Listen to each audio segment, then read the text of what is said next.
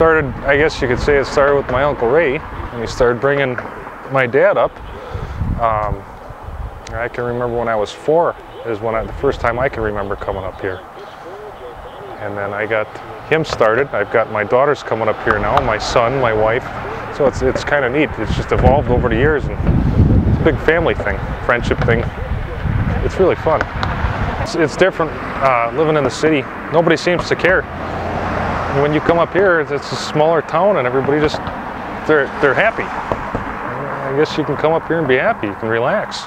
Talk about the pole holders there. Did you make those, or? No, actually. Well, I made a few, but the pole holders I'm using, I got from a guy that, and I haven't seen him in years. His name was Bob, and he used to fish down at the other end. And I don't know if he's passed away or if he just can't fish anymore or not, but he's the one that actually, Eric and I were up here one night, and we were doing really bad. And he had us set up our rigs differently. This is probably 15 years ago or so, and we've been hitting them ever since. Yeah, that was Oh, that's you? what? Oh, yeah, he's got all my lines. Does that happen a lot?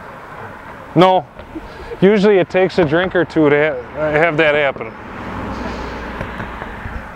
I would say it's at what, 20 feet?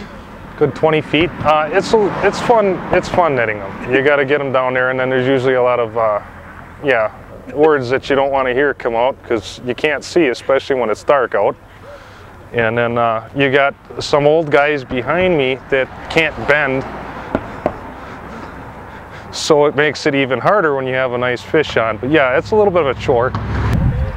Leech is definitely chewed up, as you could see from getting hit, but those are the Phelps floaters I like to use. Okay. And how long of a leader do you have? I've got it's probably about 20 to 22 inches. Okay. I'm kind of changing things up. Sometimes I make the weight and the hook leader the same, and if they're not biting, then I kind of mess around until I can find the right depth. Okay. White bass, Eric. I can bring it up. You can bring it up? Yeah. Unless my line breaks this time. Where's your line? Oh, white bass. That's what I said, white bass. I didn't hear it. It's funny because when the bridge only had the 3 railings, you could flop it right over, and half the time you'd see them flopping in the windshields.